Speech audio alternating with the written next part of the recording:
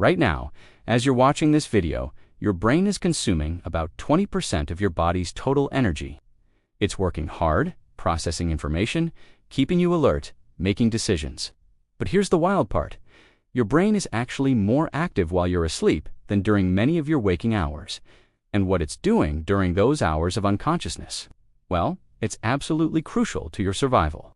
Before we get started, check out the link in the description to download our ebook. So what's really going on up there when you drift off? Why do we spend a third of our lives in this bizarre state of paralysis and hallucination? And what happens when we don't get enough of it? Today, we're diving deep into the incredible world of your sleeping brain. Trust me, by the end of this video, you'll never think about sleep the same way again. Let's start with the basics. We all know sleep is important, right? But do you really understand why? Here's the thing. Sleep isn't just downtime. It's not your brain shutting off like a computer going into standby mode.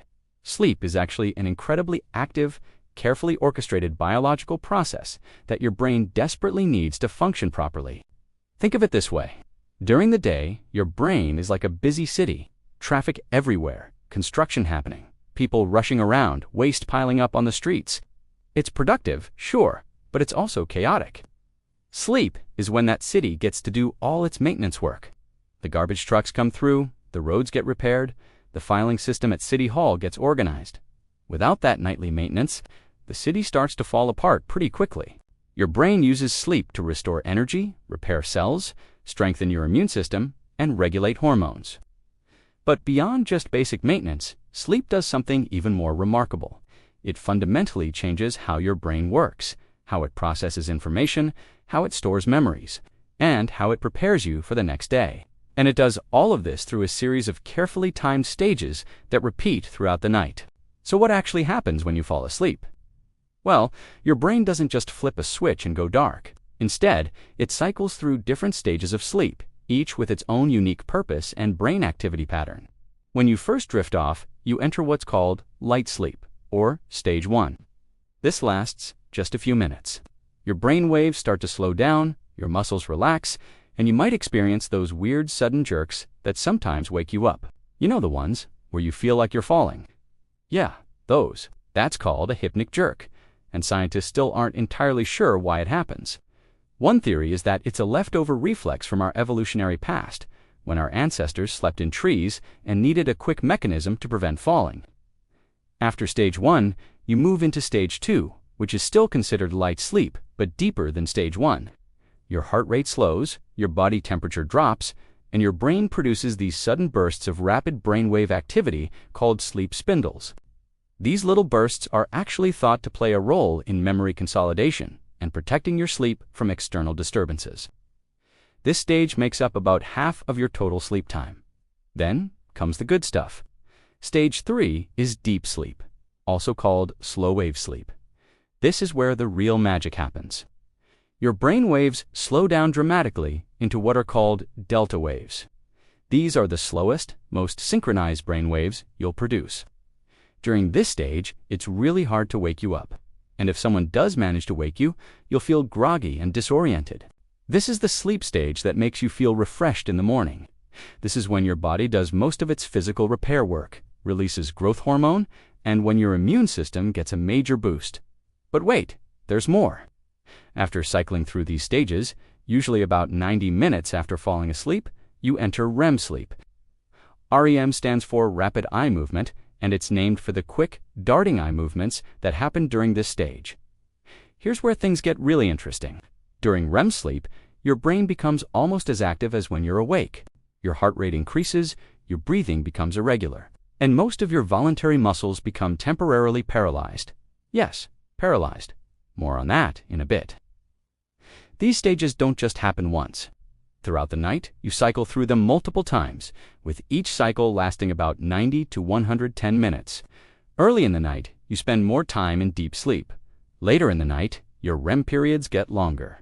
It's like your brain has a scheduled maintenance plan, and each stage has a specific job to do. Now, here's something that's going to blow your mind. Scientists discovered something absolutely remarkable about the sleeping brain relatively recently. Your brain has its own waste removal system, and it kicks into high gear while you sleep. It's called the glymphatic system. and it was only discovered in 2012. Think of it as your brain's own personal garbage disposal and recycling system. Here's how it works. Throughout the day, as your brain cells fire and function, they produce waste products. These are metabolic byproducts, damaged proteins, and other cellular junk. One of the most concerning of these waste products is a protein called beta-amyloid. If you've heard of Alzheimer's disease, you've probably heard of beta-amyloid. It's the stuff that builds up into plaques in the brains of people with Alzheimer's. During the day, this waste just kind of accumulates between your brain cells. But when you sleep, something incredible happens. Your brain cells actually shrink by about 60%. This creates more space between them and cerebrospinal fluid. The clear fluid that surrounds your brain and spinal cord can flow much more freely through these expanded spaces. This fluid essentially flushes out the waste products, carrying them away to be filtered out of your brain. It's like your brain opens up the floodgates and power washes itself every night. The glymphatic system is about 10 times more active during sleep than during waking hours. Think about that for a second. Every night you don't get enough sleep, you're not giving your brain adequate time to take out the trash. Those waste products, including beta-amyloid, start to accumulate. Over time, this could potentially increase your risk for neurodegenerative diseases. Pretty good motivation to get those 8 hours, right? But waste removal is just the beginning. One of the most important things your sleeping brain does is work on your memories. You know how sometimes you struggle with something all day, then you sleep on it, and suddenly the next morning it just clicks? That's not a coincidence. That's your brain doing homework while you sleep. During the day, when you learn something new or have an experience, your brain creates a temporary memory trace in a region called the hippocampus. Think of the hippocampus as your brain's temporary storage, like the RAM in a computer. But this temporary storage has limited capacity. If you just kept storing everything there, it would overflow pretty quickly. So during sleep, particularly during deep sleep and REM sleep, your brain transfers important memories from this temporary storage to long-term storage in your cerebral cortex. This process is called memory consolidation. Your brain is literally replaying the experiences and information from your day, strengthening the neural connections associated with important memories and letting go of less important ones. But it gets even cooler. Your brain doesn't just store memories during sleep, it actually reorganizes them, finds patterns, makes connections between different pieces of information, and integrates new knowledge with old knowledge. This is why sleep is so crucial for learning. Studies have shown that students who study and then get a good night's sleep perform significantly better on tests than students who pull all-nighters. Musicians improve their performance after sleeping. Athletes consolidate their motor skills during sleep. Your brain is literally practicing and perfecting things while you're unconscious. There's even evidence that your brain decides which memories are worth keeping based on emotional significance and relevance. So those boring, unimportant details from your day, your brain lets those fade away to make room for the stuff that matters. It's like having a personal assistant who organizes your mental filing cabinet every night while you're off duty. Speaking of emotions, sleep doesn't just help your brain remember things. It also helps you process and regulate your emotional experiences. Have you ever noticed that everything feels worse when you're tired? A minor annoyance becomes a major frustration. A small worry becomes overwhelming anxiety. That's not just you being dramatic. That's your sleep-deprived brain struggling to regulate emotions properly. During REM sleep, your brain processes emotional experiences from the day. It's like your brain is taking the emotional charge out of memories, helping you maintain the memory of what happened without the overwhelming emotional intensity. This is why people often say time heals all wounds. But it's not really time, it's sleep. The amygdala, your brain's emotional center, is incredibly active during REM sleep. But here's the fascinating part. During REM sleep, the production of norepinephrine, a stress-related chemical in your brain, is completely shut off. This creates a unique neurochemical environment where your brain can reactivate emotional memories but process them in a stress-free state. It's like exposure therapy that happens naturally every night. When you don't get enough REM sleep, you don't get this emotional processing. Studies show that sleep-deprived people have trouble reading facial expressions accurately. They perceive neutral faces as threatening. They overreact to negative stimuli. The connection between the amygdala and the prefrontal cortex, which normally helps regulate emotional responses, gets disrupted. This is why chronic sleep deprivation is so strongly linked to mood disorders like depression and anxiety. Your brain literally needs sleep to maintain emotional balance. It's not weakness to need sleep, it's biology. Now let's talk about one of the most mysterious aspects of sleep. Dreams. We've all had them. Those bizarre, often nonsensical stories that play out in our minds while we sleep. But what's actually happening in your brain when you dream? Most of your vivid story-like dreams happen during REM sleep, though you can dream during other stages too. During REM sleep, your brain is firing almost as actively as when you're awake. But different regions are active and inactive compared to waking consciousness. The visual cortex is highly active, creating the images you see in dreams. The limbic system, which processes emotions, is revved up, which is why dreams can feel so emotionally intense. But here's the interesting part. The prefrontal cortex, the part of your brain responsible for logic, planning, and critical thinking, is relatively quiet. This is why dreams can seem totally normal while you're in them, even when they're completely absurd. Your critical thinking is offline, so you don't question why you're suddenly flying or why your childhood dog is giving a presentation at your workplace. And remember that paralysis I mentioned earlier. During REM sleep, your brainstem sends signals that essentially paralyze most of your voluntary muscles. This is called REM atonia, and it's a protective mechanism. Your brain is generating all these motor commands as you move through your dream world, but your body doesn't act them out. Without this paralysis, you'd physically act out your dreams, which would be dangerous. In rare cases, when this system malfunctions, people develop a condition called REM sleep behavior disorder, where they do act out their dreams, sometimes violently. So, what's the purpose of dreaming? Scientists are still debating this, but there are several compelling theories. Some researchers think dreams help with emotional regulation and processing traumatic experiences. Others believe dreams play a role in memory consolidation, helping your brain decide what to keep and what to discard. Some think dreaming is your brain's way of running simulations, practicing responses to threatening situations in a safe environment. Here's a fun fact. Everyone dreams, even if you don't remember your dreams. You typically have 4 to 6 dreams per night. You're most likely to remember a dream if you wake up during or right after REM sleep. And another interesting tidbit, people who are blind from birth still dream, but their dreams involve their other senses, like sound, touch, and smell, rather than visual images. So, we've talked about all the amazing things your brain does during sleep, but what happens when you don't get enough? Well, the effects start immediately, and they're not pretty. After just one night of poor sleep, your brain's ability to form new memories drops by about 40%. That's nearly half your learning capacity gone. The hippocampus, your memory-forming center, struggles to function properly. Students, professionals, anyone trying to learn something new, you're essentially wasting your study time if you're not sleeping enough. Your attention span crashes. You know that feeling when you read the same sentence 5 times and still don't know what it says. That's sleep deprivation. Your prefrontal cortex, responsible for executive functions like focus, decision-making, and impulse control, becomes impaired. Studies comparing sleep-deprived people to people who are legally drunk found similar levels of cognitive impairment. Then there's the emotional impact.